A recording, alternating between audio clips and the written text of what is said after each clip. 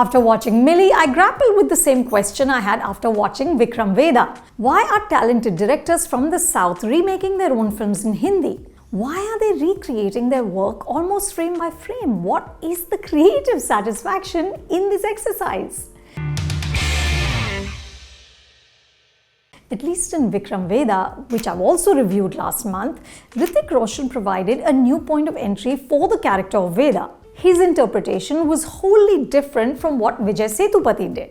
But in Mili, director Mathukutty Xavier, who won the National Award for Best Debut Film for Helen, repeats himself almost exactly, including that memorable title sequence which foreshadows the events that will unfold. It features an ant crawling speedily but then hitting an abrupt stop when it falls into an ice tray.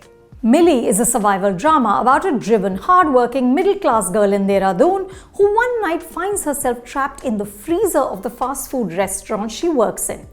Everyone else has left. Her boss has locked the main door and the mall is shutting down. Meanwhile, Mili, wearing her shirt and trousers uniform, is locked into sub-zero temperatures. Soon, her ears get red, her nose starts bleeding. She realizes that she is now fighting for her life.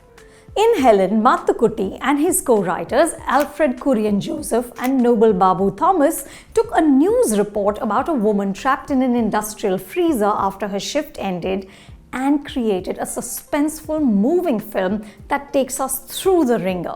Helen also pays attention to the chauvinism and double standards that young working women in India face routinely. And importantly, the film champions religious tolerance. Helen is Christian. Her boyfriend Azhar is Muslim. The friction this relationship creates is also what causes her to end up half dead in that icebox.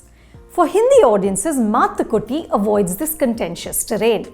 The difference between Mili and her boyfriend Sameer is changed to caste, which is mentioned just superficially. This dilutes the impact of what actually happens.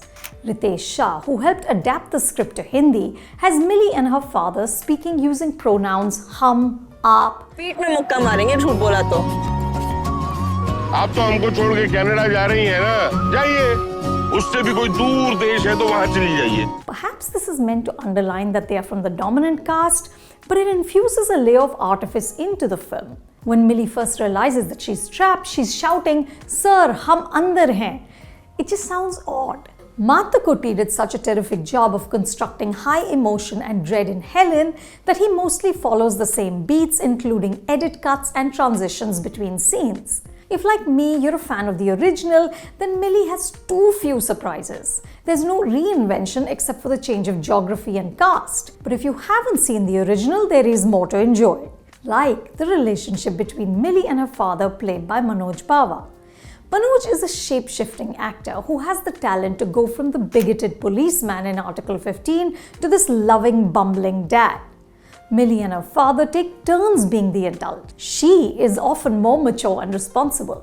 It's only when he discovers her relationship that he becomes harsh. Mili's relationship with her father anchors her calamity in emotion. Manoj and Janhvi Kapoor can't match the ease of what Annabelle and Lal created in Helen, but still, they give the film its heart. Survival dramas lean heavily on the person doing the surviving. Think of James Franco in 127 Hours, or Rajkumar Rao in Trapped, or more recently Fahad Fasil in Malyan Kunya. These films by design require solo acts that need to sear the screen. This is Janhvi's 5th feature film, and it is brave of her to choose this role. Helen was Annabelle's 2nd film, but she was already a far more nuanced actor.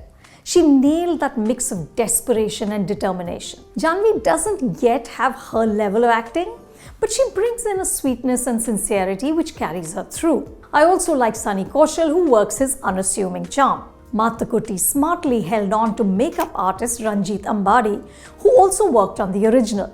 Ranjit's work is critical to our understanding of the extent of the trauma Mili endures. By the end, she looks like she's wearing a Halloween mask.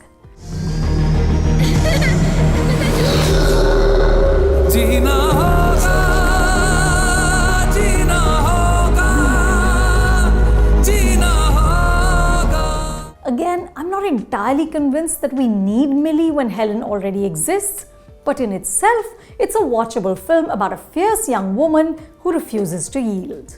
So what did you guys think of Mili? Did you like Helen better? Tell me in the comments below, and don't forget to subscribe to Reviews and More.